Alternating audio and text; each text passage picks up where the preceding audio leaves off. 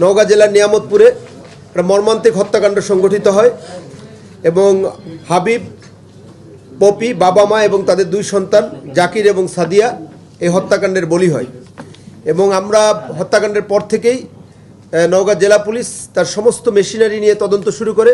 আমাদের তদন্তের সাথে পিবিআই এবং সিআইডিও আমাদেরকে সহযোগিতা করে এবং সারা দিন ব্যাপী তারপরে সমগ্র রাতব্যাপী তদন্ত হয় এবং অভিযান হয়।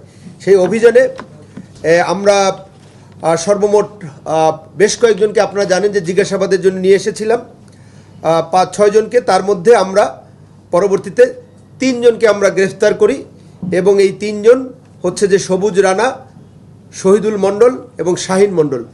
এবং এই 3 জনই, এর মধ্যে 3 জনের মধ্যে 2 জন সবুজ রানা এবং শহীদুল মণ্ডল আমাদের কাছে পুরা কিলিংয়ের কথা স্বীকার করেছে। এবং এর সাথে আমাদের অনুসন্ধানে মনে হয়েছে তদন্তে যে আরও কয়েকজন জড়িত আছে। আমরা তদন্তের স্বার্থে তাদের নাম বলছি না।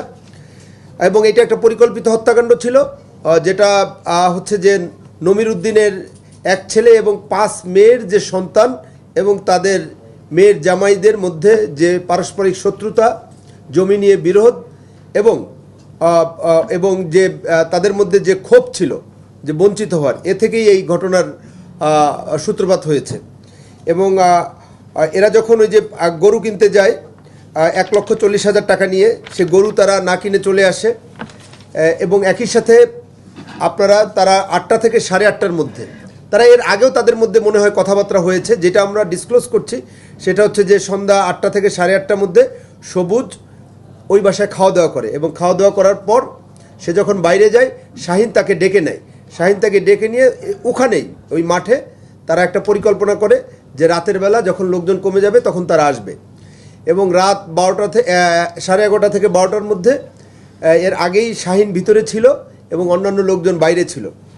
এরপরে রাত 1টার পরে তারা সবাই ভিতরে ঢুকে পালাক্রমে একে একে, প্রথমে আমাদের যেটা মনে হয়েছে যে প্রথমে তারা হাবিবকে তারা জবাই করে হত্যা করে, আপনারা দেখেছেন যে এখানে তারকে জবাই করে হত্যা করা হয়েছে। এরপরে হাবিবের পরে এই যখন হাবিবকে মারে, একই সাথে তারা ওই বৃদ্ধ লোকটার সিটকানি দিয়ে লাগিয়ে দেয় যাতে সে যদি কোনো শব্দ পেয়ে বের না হতে পারে।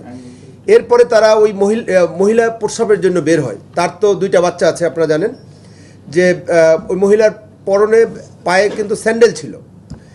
তা এবং ওই সাথে সাথে সে যখন বের হয় তার চুলের মুঠি ধরে সবুজ প্রচণ্ড জোরে এই ধারালো অস্ত্র দিয়ে আঘাত করে। এবং এইটা হাসুয়া টাইপের খড় কাটার একটা অস্ত্র। এবং এর পরপরই তারা উত্তরাধিকার বিনষ্ট করার জন্য তারা ওই বাচ্চা শিশু 2টাকেও একই কায়দায়, পৈশাচিক কায়দায় হত্যা করে। এবং ওদেরও আঘাত হচ্ছে আপনার এই গলায় এবং ঘাড়ে, বাচ্চা 2 জনেরই। এদেরকে আমরা আমরা আরও একটা সেটা আমরা উদ্ধার করার চেষ্টা করছি। যে ধারণা করা হচ্ছে যে বিশেষ করে আপনার হাবিবকে এবং এই বাচ্চা 2টাকে একই বড় ধরনের, এটা ড্যাগার হইতে পারে বা বড় ধরনের যে চাকুগুলো ধারালো, এরকম কিছু হতে পারে, যেটা আঘাতের ধরন ধরে প্রাথমিকভাবে মনে হচ্ছে। তারপরে এগুলি ফরেন্সিক রিপোর্ট আসবে, আমরা এটা আরও ডিটেলস বলতে পারবো। এরপরে হত্যাকাণ্ড সংঘটিত হওয়ার পর এরা বিভিন্ন দিকে চলে যায়। বিশেষ করে সবুজ চলে যাওয়ার পথে ওই শাহিনের বাসার সামনে যে জঙ্গল, ছোট্ট জঙ্গল আছে, সেখানে এই হাসুয়াটা তারা ওটা ফেলে দেয়। এবং তাকে যখন আমরা জিজ্ঞাসাবাদ করি, তার জিজ্ঞাসাবাদের তথ্য অনুযায়ী ওখানে স্থানীয় জনগণের সম্মুখে এইটা সিজার লিস্ট করা হয় এবং পাশের যে একটা ছোট পুকুর আছে সেখানে নাকি আরেকটা ওই ধারালো চাকুটা ফেলা হয়েছে, সেই শব্দ শুনতে পেয়েছে। তাই সেটা উদ্ধারের জন্য আমাদের তৎপরতা অব্যাহত আছে। আমরা ইতিমধ্যে 6 জনের নাম আমরা পেয়েছি যে যারা এই কার্যক্রমে অংশ নিয়েছে। আচ্ছা, এটা আমরা একদম এক্সাক্ট তথ্য প্রকাশ করছে তাদের আমাদের কাছে। আমরা এই তথ্যগুলাই আপনাদেরকে ডিসক্লোজ করছি। আমরা আসামিদেরকে কোর্টে পাঠাবো। তারা যেটা ওই যে নারাকুটা, ওই যে গরুর দেখছেন আপনারা, খড় কাটা